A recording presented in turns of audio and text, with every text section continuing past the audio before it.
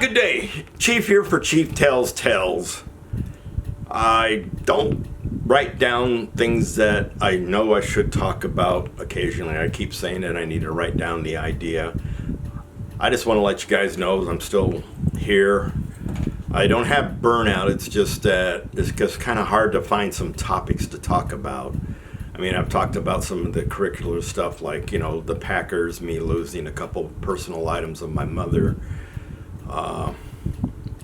Had an interesting conversation yesterday, though, at the H&R Block when I filed my taxes. The person that did my taxes, she was a sergeant first class in the Army before she got out and became a tax assessor, or whatever you want to call those people. And we had an interesting conversation about the new standards for hair and everything else. And she said her son had just recently got promoted to staff sergeant, so she went to his ceremony, and she said her son came over and talked to her, says, "Mom, you can't yell at him, it's the leadership." That's kind of sad. It really is. Because we talked about hairstyles of the females back in our day when they would do that cornrow, and I told her, I had one soldier, her cover was just on her balled up hair on the top of her head, and she goes, "Uh-huh." And she said that she would have said something, and I said, well, I gave up trying to correct females. I really did. I tried to correct one time and just got read a riot act. Disrespectful, yeah, but do you really want to press charges? No, it's not worth it, because you're just going to look like an idiot and getting into just a hissy fight, so to speak. So while I was married to my second wife, every time we came across a female that was blatantly out of uniform, I think I talked about when we went to Stapleton, the female had earrings in, she was wearing BDU, she had earrings in, and she had braided a little tail that she tucked into her backside of her brown t-shirt. And I looked at my wife then, I said, "It's a female, you go take care of it." Well, our first sergeant lets us do this, is the response we got. And then I said, well, your first sergeant is wrong. He cannot subtract from, he can only add to the 670-1. Well, our first sergeant, blah, blah, blah. Well, we just had to let it go. We weren't going to, pursue it and get in an argument with a first sergeant when we were both sergeants. We were both E5s at the time, so yeah, we wouldn't get much headway arguing with probably an E8 or an E9. So it was an interesting conversation, because I remember when it first kicked in, Air Force guy at the gate, he had a nice, well-trimmed beard and everything else, and I was trying to get on base. I'm stirring my coffee, and it was like, I could see that the person ahead of me, probably similar in age, was agitated. So I get up there, I said, "Hey, nice beard." He says, "Yeah, you should have heard the last guy." I said, "Oh, you're getting your ass chewed." He goes, "Yeah, he was trying to read me the riot act."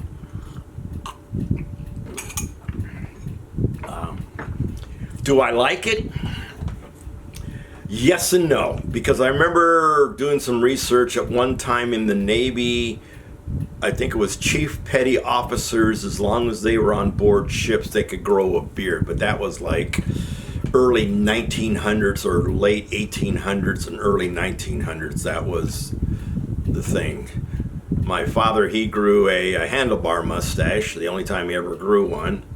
There's a picture of it. I haven't found it yet with him in it. It's the only time he ever had a mustache, as far as I know. I believe Mom made him cut it off. I keep mine. Every time I cut mine off, my daughter says, "Dad, grow your mustache back." I haven't seen anything ridiculous yet, but I have noticed now that the females can wear their hair down and put it in a ponytail and put it in a braid. Don't see any caps riding up high anymore. At least I haven't seen any. And it was really bad when Army went to the beret, because sometimes you see the beret on top of the head, nowhere near the forehead where it's supposed to be touching. And so, but since I only see mostly Air Force on a weekly basis, what can I say? I remember when we went to the Gulf War, we were told we couldn't grow beards. We had to shave every day. Yeah, cold water shaving. Because if we didn't shave and we got gassed, our seal of our mask would not fit our face and we would keel over and fall dead. Yes, Sergeant. Iran and Iraq went to war for about 8 to 10 years, and Iraq gassed Iran, but they're not all dead. Because if they all died with their bushy beards, Iraq would have won that war by killing all the troops. Shut up, Sergeant. You know what you're talking about. Yeah, I brought that up. So, would I grow a beard? I don't know how to trim one.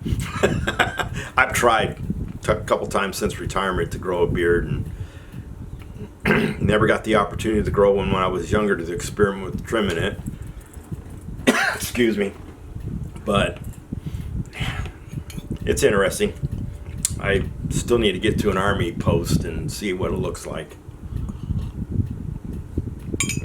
I mean, I see a few over at Fort Sam Houston, but I haven't seen many officers do it yet, so to speak, get a beard or anything else. Now, some guys I realize have to have a beard because they get those ingrowing hairs, and then their face gets all pockmarked and everything else. Some soldiers would get a waiver where they only had to shave like once a week due to that fact. I mean, good for them. Now they don't have to worry about that anymore, but as long as they keep it trimmed and clean. And then I'm just rambling. I do that, you know that. But new grooming standards. I know a lot of old timers like me probably don't think it's worth it, but because even when I was TDY one time, where I should have been wearing hair like this over my ear, I was told no, even though I was in civilian attire. No, you can't look like a local except for the haircut. Right, because a military style haircut does not give you away. Yeah, right. We were upset, and we couldn't grow facial hair either. I don't know if I ever told this story, but while I was at Fort Riley, back in that time, when you re-enlisted, you could re-enlist to be at college for one semester, and that was your place of duty. You didn't have to show up for PT. You had to check in occasionally to tell the command that you were alive and well and kicking. But other than that, you had no military responsibilities for one semester of college. And a guy that was in my shop that I never met because he was doing his semester, and then he came in and he had a full beard, and of course the sergeant major saw that, had a conniption fit, shave that thing off right now, blah, blah, blah, blah, blah. And he's like, yes, Sergeant Major. Of course, he probably didn't. And I never met the guy. He came in to do something like maybe signing his NCOER or something like that. I don't know what it was. Because by the time he got out of his semester, he was not chaptered out, but he was ETSing to his new base. To his new base.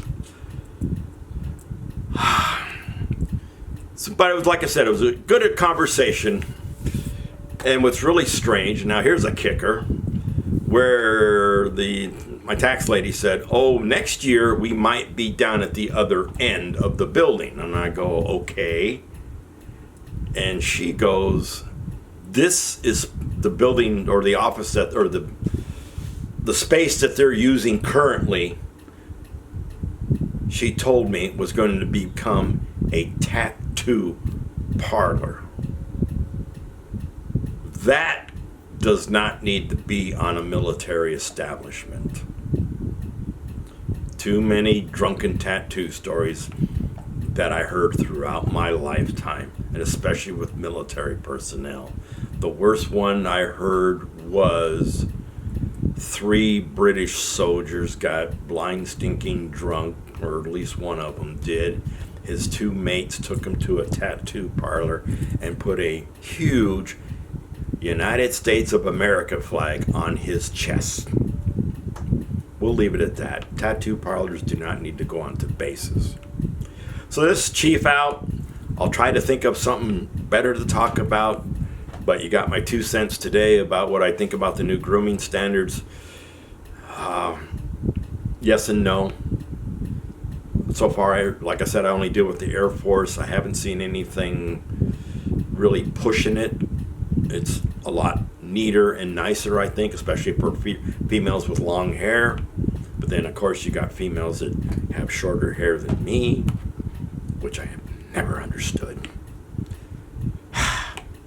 So, Chief out. Remember, freedom's not free. You know what to do with the vet. Take them out to lunch. Take them out to